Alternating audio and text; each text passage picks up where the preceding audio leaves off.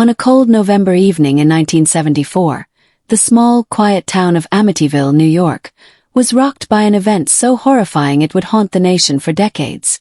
At 112 Ocean Avenue, a large Dutch colonial house sat peacefully behind a white picket fence, its windows peering out like solemn eyes over the nearby canal. But what happened inside that house on the night of November 13th would mark it forever. Ronald DeFeo Jr., a 23-year-old local, entered Henry's bar screaming that his family had been shot. Within minutes, a small group of patrons followed him back to the house. What they found inside was a nightmare. 6 members of the DeFeo family, Father Ronald Sr., Mother Louise, and siblings Dawn, Allison, Mark, and John lay dead in their beds, each shot execution style. The police were called, and Ronald Jr. was quickly taken into custody. At first, he claimed that the killings were the work of a mob hitman, but within 24 hours, he confessed to the murders. The case closed quickly, but the questions were far from over. The house remained eerily still for over a year. No buyers dared approach it, its listing buried under layers of rumor and fear. Then came George and Kathy Lutz, a young couple recently married, with 3 children from Kathy's previous marriage. The Lutzes were drawn to the property by its low price and spacious layout. Though they were aware of the DeFeo tragedy, they weren't superstitious. George, a pragmatic businessman with a construction background, believed he could transform the property into a peaceful home. Kathy, a nurturing schoolteacher, hoped to build a new life for her family. In December 1975 they moved in. From the moment they stepped through the door, the house seemed to exude a heavy presence.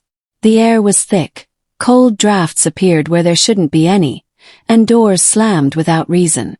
George, who had always been grounded and rational, found his behavior beginning to change.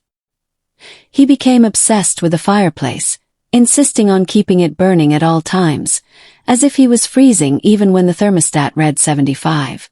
Kathy began having nightmares, dark visions of a man with black eyes staring at her from the hallway. One night she awoke to feel an invisible presence tugging at her hair and saw her children's beds shaking. The children, too, started behaving strangely. Her youngest, Missy, began talking to an imaginary friend she called Jody, a pig-like creature with glowing red eyes that she claimed lived in her closet and climbed out to sit on the window sill. George and Kathy initially dismissed this as childlike imagination, until George saw those same red eyes staring in from outside one night while locking up. They ran out to investigate but found nothing. The priest they called for a blessing didn't even make it through the first floor.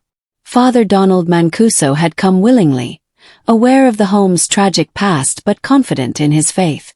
As he sprinkled holy water and began the blessing ritual in what the Lutzes used as a sewing room, he was struck across the face by an invisible force. A voice screamed in his ears, "Get out!" He fled the house and later told George not to return to that room. But the priest refused to ever step foot back inside. Things escalated. Swarms of flies gathered on the windows in the wintertime, black goo oozed from electrical sockets, and strange odors filled the rooms despite scrubbing and cleaning. Kathy's cross necklaces would twist around, and doors that were bolted shut would fly open violently. One night, George found claw marks running down the basement door.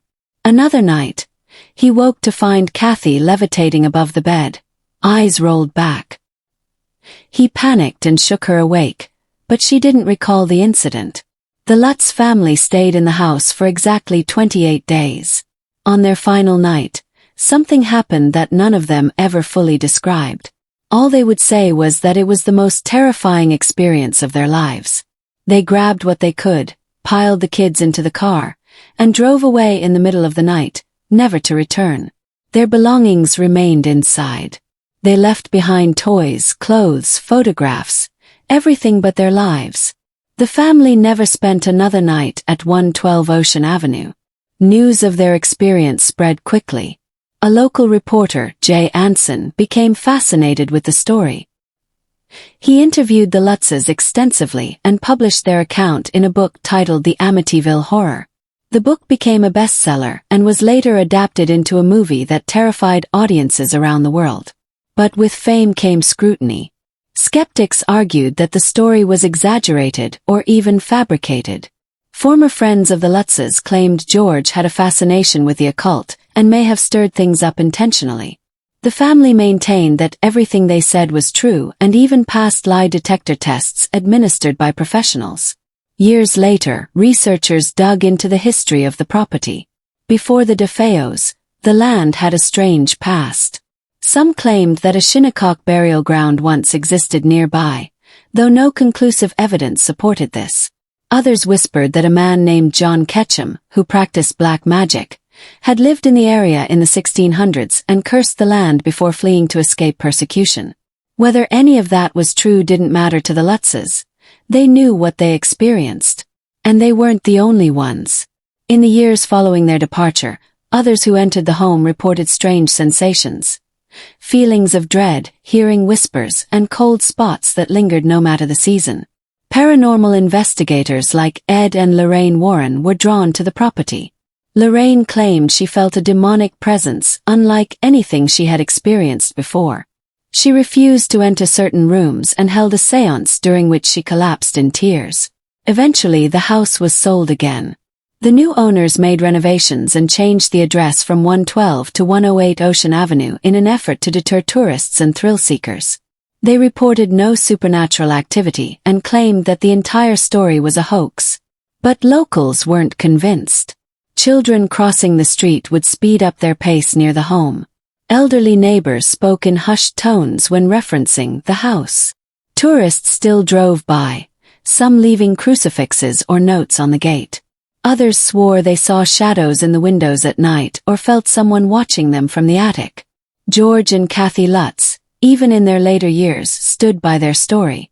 They admitted that not everything was captured perfectly in the book or film, but they denied any intention to deceive. George passed away in 2006, still claiming that something evil had lingered in that house. Kathy died earlier in 2004. Their children rarely spoke publicly about the events, though Missy once mentioned that she remembered Jody clearly and still dreamt of glowing eyes. Some believe the power of suggestion, trauma, and financial hardship fueled the haunting tale. Others believe that something older, darker, and more sinister once lived on that land long before the Dutch colonial home was ever built. Something that awakened with the blood spilled on that November night. Regardless of what anyone believes, the legend of the house that inspired the Amityville Horror refuses to die. It lives on in books, films, documentaries, and the whispered warnings of those who dare to walk too close. The house still stands, quiet, painted a neutral shade, with a neatly trimmed lawn and closed curtains. But those who know its story say that when the wind picks up,